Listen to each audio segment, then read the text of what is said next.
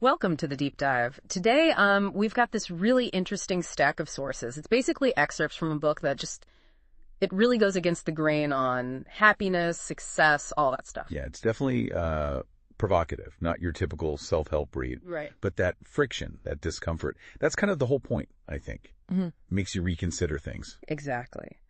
So our goal here in this deep dive is to really unpack these ideas. We're going to look at why maybe struggling is, well, better than just chasing happiness all the time, and how maybe trying harder isn't the answer. Maybe it's even the problem. Right. And this idea that being special actually holds you back, which is surprising. It is. So yeah, let's dig into the stack together. Let's see what important nuggets we can pull out. Sounds good. Okay, so we all know those stories, right? The ones about, overcoming incredible odds through just pure grit. Like Charles Bukowski, the writer. Oh, the classic narrative. Right. Alcoholic, kind of broke. Seemed like a failure for decades. But he just kept writing. Never gave up, never stopped trying. And boom, success at 50. We love that story. We do. But here's where the source material throws a curveball. It looks at Bukowski, yes, but pulls out this quote from a note he sent his editor. He said, I have one of two choices. Stay in the post office and go crazy, or stay out here and play it writer and starve.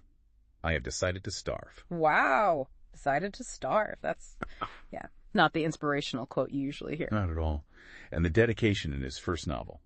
Dedicated to nobody. Okay, so what's the book's angle on this?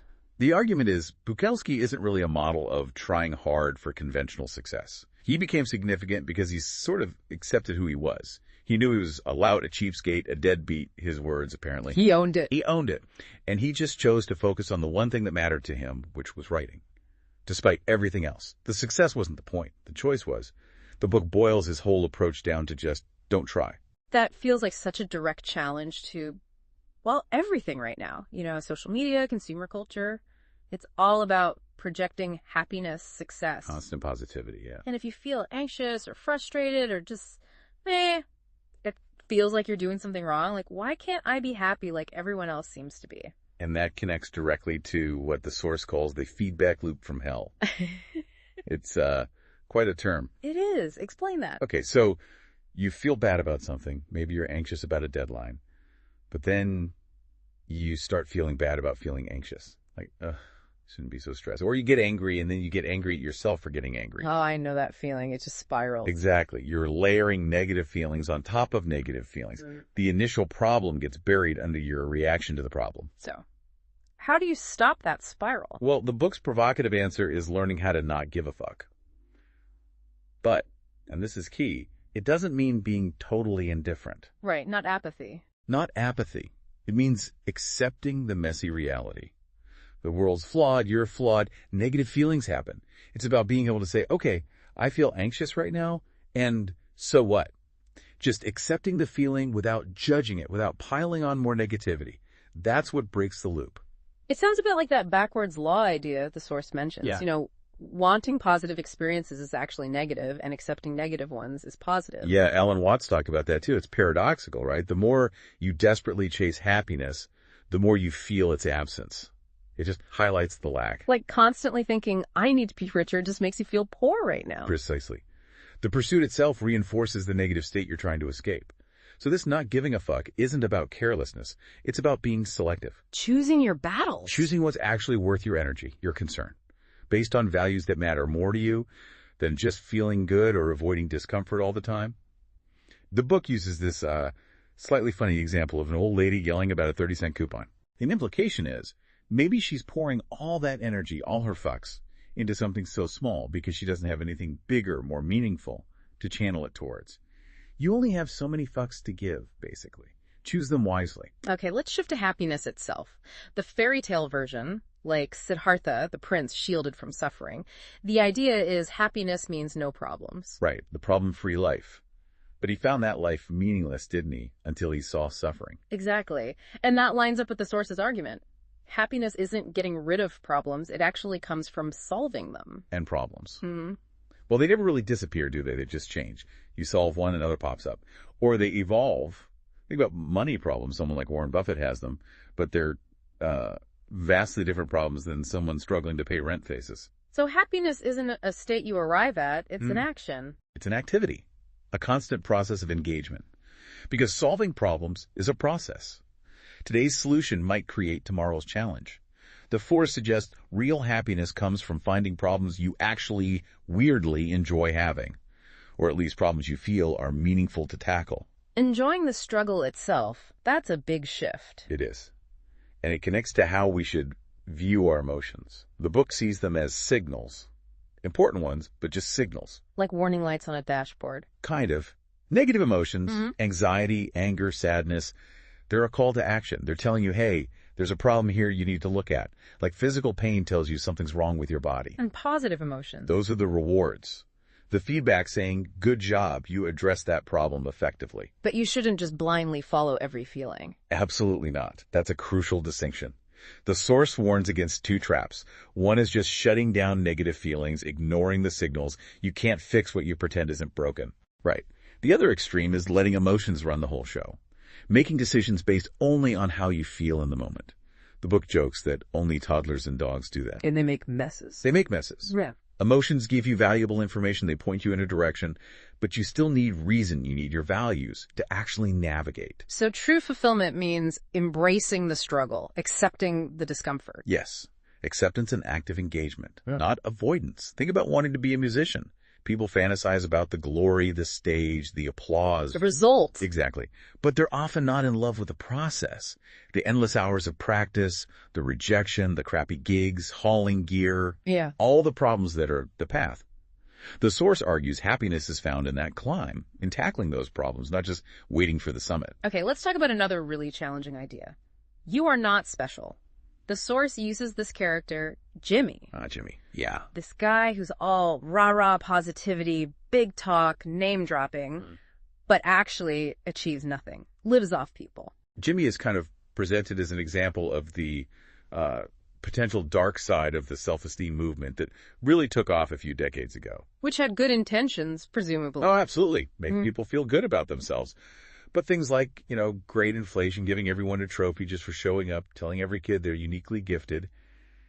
The Source argues this might have accidentally bred a sense of entitlement in some cases. So Jimmy felt great about himself, but it wasn't earned. It wasn't connected to reality. He had high self-regard, but zero resilience. He couldn't handle setbacks because his entitlement acted like a shield. If something went wrong, it was never his fault. It was always someone else being jealous or the world not being ready for him, It was a way to avoid facing his own shortcomings. Exactly. A coping mechanism for deeper feelings of inadequacy or helplessness, maybe. The Source mentions the author's own experience with this after a drug incident in his youth. Right, getting caught, feeling helpless. He reflects that it created this unconscious belief that his pain was somehow unique, that he's either uniquely special or uniquely damaged. And that fueled a need for constant external validation in his relationships later on. A kind of entitlement born from pain. So entitlement isn't just thinking you're better than everyone. No, it can also be thinking you're uniquely worse. The Source says it shows up in two main ways. I'm awesome and everyone else sucks, or I suck and everyone else is awesome. Both stem from feeling the rules don't apply to you because your situation is just so extreme. You feel exempt. Exempt from normal expectations, normal struggles. And the book's core message here is pretty blunt. Realizing you're not special, that your problems are human problems, shared problems. That's often the necessary first step to actually solving them. Stepping out of that distorted reality. Yeah. And this connects to broader trends. The Source observes maybe less emotional resilience today, more selfish demands, getting outraged over small things. Social media probably pours fuel on that fire. The tyranny of exceptionalism, as the Source calls it. That's the phrase. We're bombarded with the extremes online, right?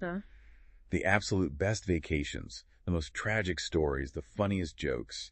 It makes just being average feel like failure. And most of us are average at most things, statistically. Right, and that creates insecurity, this pressure to compensate maybe through entitlement or addiction or just constant striving for validation. So accepting that averageness is actually good for you. The book frames it as the vegetable course of emotional health, accepting the bland, mundane truth like your actions probably won't single-handedly change the world, most of your life will be ordinary, it's not exciting, but it takes off enormous pressure. Frees you up to appreciate smaller things. Exactly. Relationships, learning a skill, helping someone out, simple, real stuff.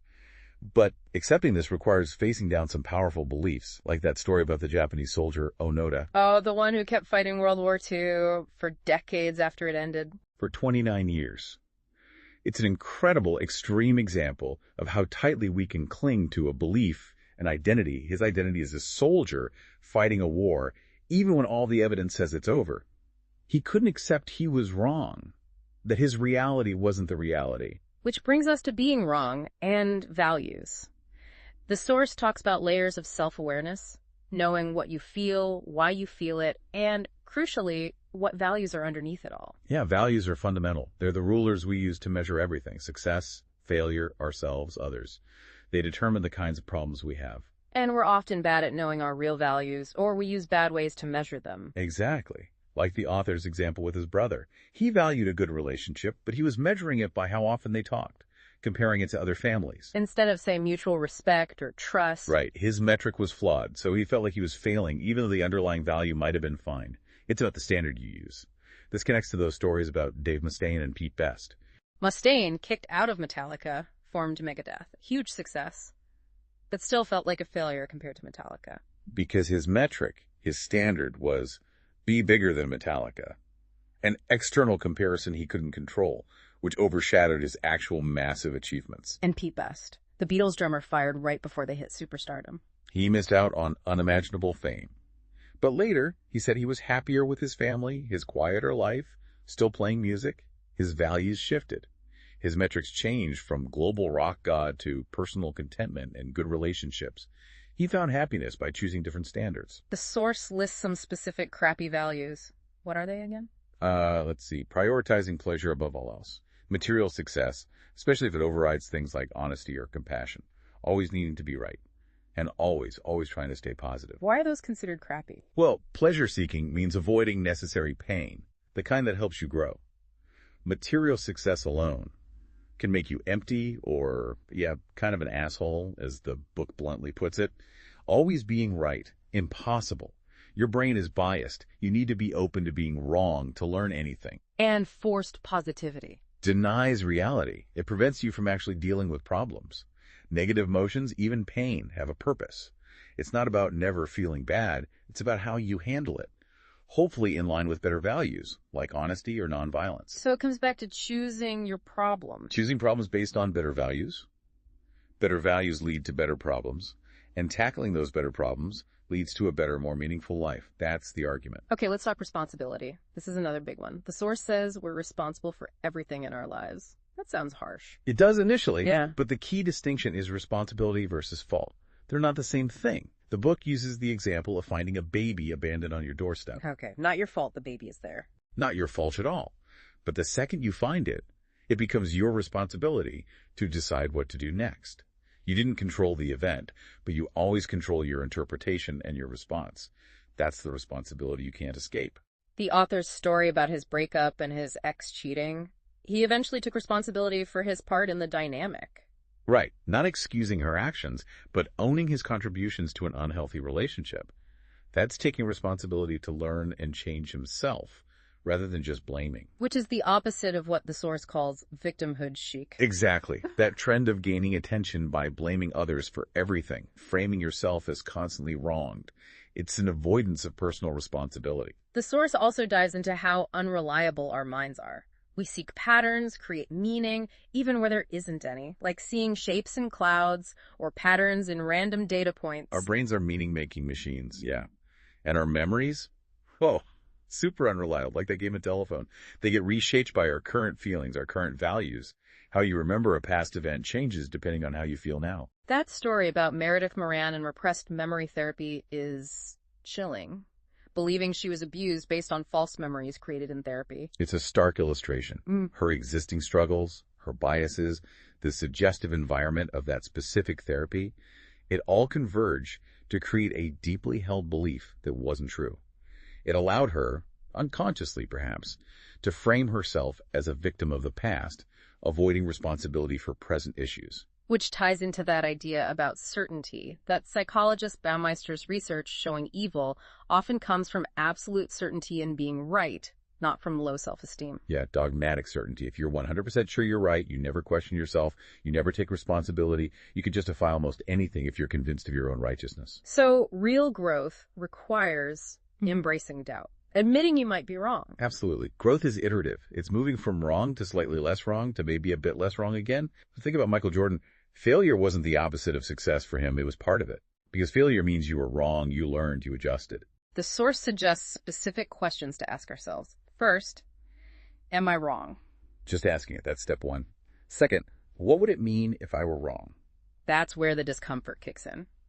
What cherished belief or value would be challenged? What pain might you have to face? And third, would being wrong create a better or worse problem than my current one? The litmus test. Is the problem of admitting you're wrong? Bruised ego, maybe. Ultimately better than the problem created by clinging to your wrongness.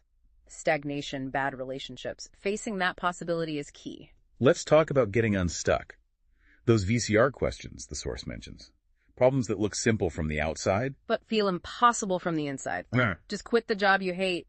But inside, it's tangled up with fear, obligation, identity. Right. The complexity isn't logical, it's emotional. So how do you break through that? The do something principle. This flips the script on motivation. We usually think inspiration leads to motivation, which then leads to action. Wait for the muse to strike. Right. But this principle says it's a loop. Action also creates inspiration and motivation. So don't wait. Just do something small. Anything. One tiny step related to the big scary thing. Clean your desk if you need to write. Research one alternative job. Send one email. That small action creates a ripple, generates a tiny bit of momentum, maybe a flicker of inspiration. Then you do the next small thing. You basically kickstart your own motivation engine. That feels practical. Yeah. This also connects to saying no, setting boundaries. Yeah, definitely. The source argues we're defined by our rejections too. What we choose not to do, not to accept. Avoiding saying no, always trying to please everyone. It's often about avoiding our own discomfort or the other person's reaction. A subtle entitlement, maybe, wanting to avoid negative feelings. And how does this play out in relationships? Healthy relationships need boundaries. Both people need to take responsibility for their own stuff and be okay with giving and receiving a no sometimes. If you have poor boundaries, you're either dodging your own responsibilities or trying to take responsibility for your partner's feelings and problems. Neither works long term. The book even argues conflict is needed for trust. That seems odd. It does, but consider this. How do you know someone truly values you, and not just the good times or what you provide? You find out during conflict. When you disagree, when things are tough, do they still show up? Are they honest? Healthy relationships aren't about constant agreement. They're about supporting each other's individual journeys, even when those journeys are difficult or involve disagreement. It's about caring for the person, not controlling their every feeling or opinion. Okay, near the end here, the source mentions the paradox of choice. More options leading to less satisfaction, less commitment. Yeah, think about shopping or dating apps. Endless options can be paralyzing. The book argues for freedom through commitment. How is commitment freeing? By choosing to reject alternatives. By committing deeply to one path, one person, one set of values. You gain depth. You escape the constant anxiety of what if, the FOMO. Commitment provides focus, simplifies decision-making, and allows for a richer experience within those chosen boundaries. Which leads us to the final really big topic, death.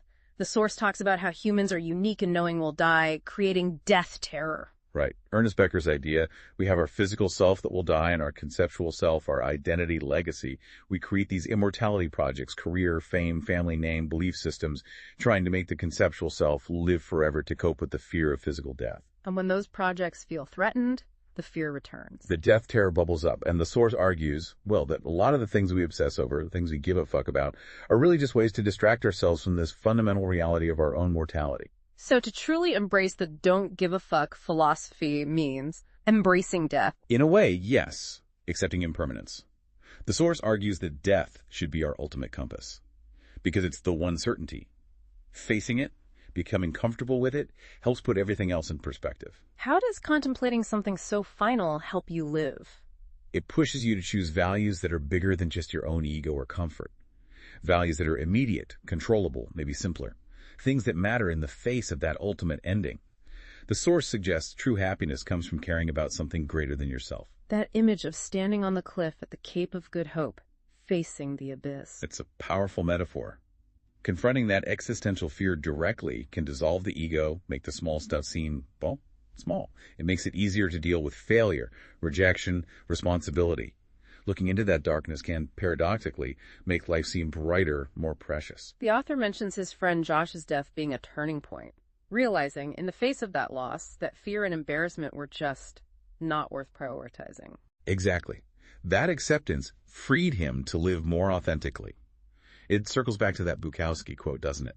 Knowing we die should make us value each other, value life, but often we just get eaten up by nothing, by trivialities. Facing mortality is the antidote. So, to wrap up this deep dive, the core shift presented in these sources is really profound, moving away from chasing positivity and avoiding pain. Towards accepting discomfort, choosing our struggles wisely based on real values, taking responsibility for our responses, and facing hard truths about ourselves, our limits, and, even death. It's not about becoming cynical or negative. Not at all. It's about clarity, about focusing your limited energy on what truly matters by understanding that life is struggle, and choosing which struggles give your life meaning. So, a final thought for you listening. Take a look at the problems in your life right now. Are these the problems you want to be solving? Do they align with values you genuinely hold? Or are you caught up in struggles you didn't consciously choose? And maybe, just maybe, what's one small thing using that do something principle you could do today to engage differently?